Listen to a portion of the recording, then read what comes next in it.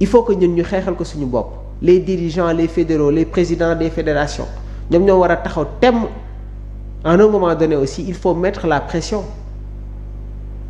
mais am na ñoo xamante ne ils peuvent pas communiquer mënuñu wax parce que dafa am fu ñu leen tënk léegi nag résultat baa ngi nii. parce que man dama d'accord ak yow ci côté boobu parce que tout simplement maa ngi ko doon expliquer suñu benn plateau. bu ñu décider jugee ci li nga xamante ne moo nekk par 2 ans yóbbu ko par 4 ans en sachant que ne suñ ko defee mois de décembre ba janvier équipe yi nekk Prime League ñooñu Boxing Day bi lay tombeel mais équipe yi nga xamante ne nekk ñu Prime League nekk ci ay championnat France wala yeneen championnat yi ñoom instant boobu dañuy nekk trêve international dañuy nekk trêve seen club yi dañuy nekk trêve dañuy noppaleku donc moment bi club yi di noppaleku trêve boobu noonu ñoom bu ñu ñëwee seen équipe nationale di jouer Coupe d'Afrique diggante trêve bi ak Coupe d'Afrique bi 15 jours la ñoom seen trêve bi 15 jours la donc un mois bi 15 jours lay doon donc ceci dit que ne seen club yi su fekkee équipe yi africain yi dañoo qualifier quart de finale wala demi-finale yow ngay jouer par exemple benn équipe boo xamante ne comme Barcelone wala comme équipe boo xam ne Real Madrid. sa équipe qualifiée sa équipe nationale qualifiée. quart de finale wala demi-finale. yow sooy delluwaat sa club benn match yi ngay manqué wala 2 matchs au pire des cas 3 donc ceci dit que ne 3 matchs yi ngay marqué c'est en espace de 1 semaine yow da ngay désavantager sa club en sachant que ne sa club boo fa amee benn place bu utile bi ñoom dañuy am problème comme li dal waa ji nekk Sunderland Habib Diarra c'est la même chose ba mu ñëwee da nga gis ne. coach bi daf ko wax pour na ut yeneen mécanisme yu muy def pour mën a nekk titulaire comme yu dal ñeneen ak ñeneen est-ce que au bout du compte la CAF n'est pas là pour travailler pour la FIFA. loolu laa la wax sànq ji bi tu as répondu à ta question. loolu laa la wax sànq décision yu suñu dirigeant yi di jël yëpp dafa am fu mu jóge moo tax si sànq nee naa la FIFA dañu taxaw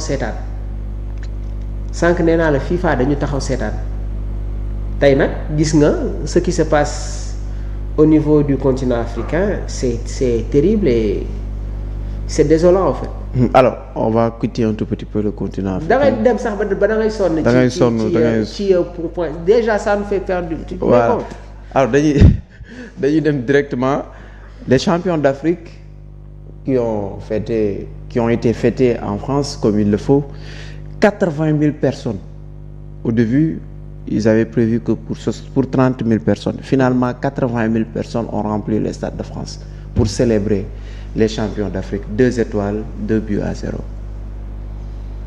Un autre message bi nga xamante ne Sénégal tamit lancé na ko parce que nga dem jouer stade de France def ko guichet fermé ba pare nag indi coupe bi ma gisee certains avocats marocains di menacer les organisateurs de la rencontre. Mamour loolu doo ma ci expliquer ma am lu ma leer parce que ba léegi amuma ci lu ma leer. lan laa di si expliquer. parce que loolu dama ko dégg nii rek dama reetaan rek bàyyi leeralal ñu ci côté boobu. non c'est-à-dire que dafa am ay avocats yu nekk Maroc dañu menacer les organisateurs menacer le Sénégal en cas de présentation du trophée ba newoon nañu sax trophée bi dañ ko war a jox.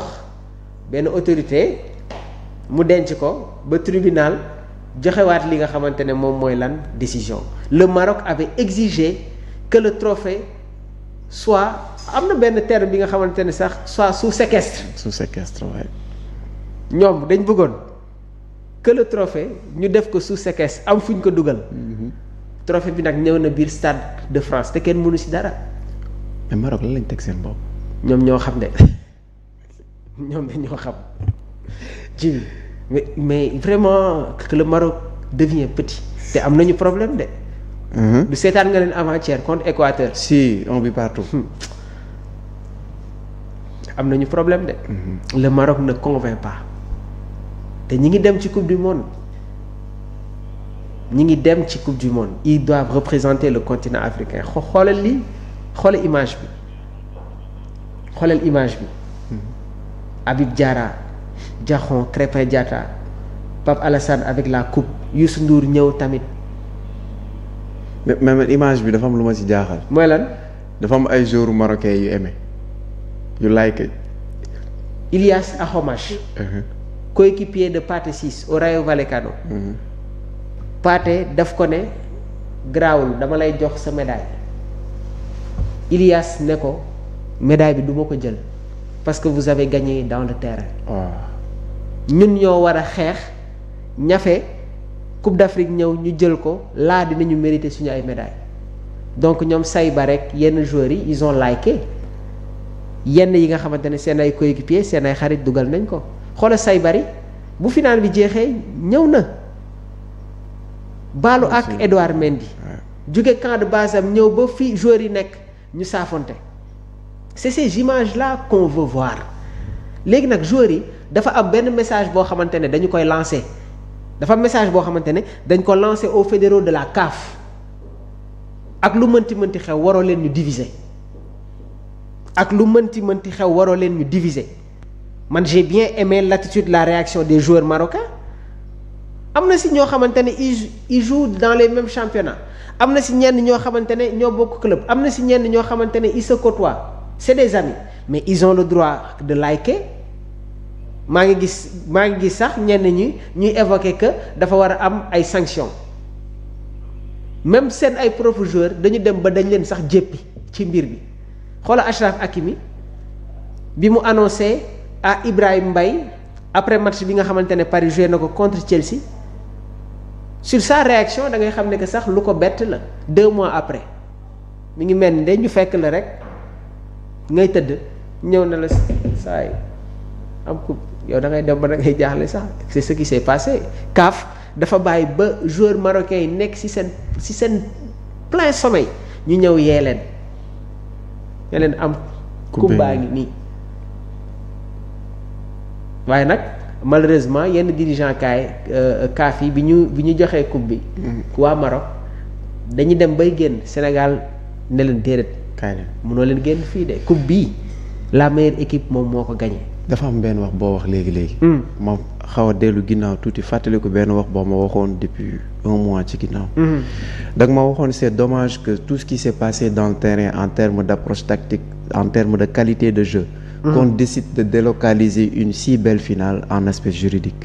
tey ñu gis ne ay joueurs marocains ñoo liké finale bi Sénégal jëm ba pare ñu gis ne Stade de France dafa nekkoon guichet fermé est-ce que c'est pas un message significatif par rapport non seulement à la CAF qui veut diviser pour mieux régner mais aussi aux dirigeants marocains de se rendre compte que ces joueurs-là c'est des professionnels. Le Sénégal a lancé un message très clair message bi ñu lancé leer na li ñu wax à la face du monde ñëpp gis nañ ko parce que man lii fooguma ko woon guichet fermé Stade de France avec le spectacle il y a l'engouement vraiment c'est un message clair bi nga xamante ne lancé nañ ko à ces dirigeants là ji bi man dama ne ñiy jëf ci stade bi fu ñu jóge il y a une très forte communauté il y a la diaspora et en dehors des Sénégalais il y a d'autres Africains qui sont venus supporter apporter leur soutien mais Algériens ñoo si au peuple Sénégal non mais Algérie lii moo mës a nekk attitude am. dama gis ay Algériens yuy jënd ay billets di ko may ay nit. Algérie lii moo mës a nekk attitude am. ma gis Algériens yi di féete def ko comme genre. Algérie lii moo mës a nekk attitude am bi Sénégal gagné CAN bi ñoom ils ont célébré. Ouais. te war nañu jouer waat sax ak ñoom. alors incha allah ñaari après coupe du monde. après coupe du monde ñaari ponk moo ma des ak yow mais damay des ci Sénégal Pérou bi mais cette fois-ci je vais aller dans le cadre du jeu au niveau du terrain après spectacle bi et tout au niveau du terrain. Mamour, nous avons remarqué Sénégal dominant mais qui n'a pas montré toutes ses forces. C'est comme si j'ai l'impression que le coach pousse à ses joueurs de se retenir un tout petit peu parce que Stade de France lañ nekk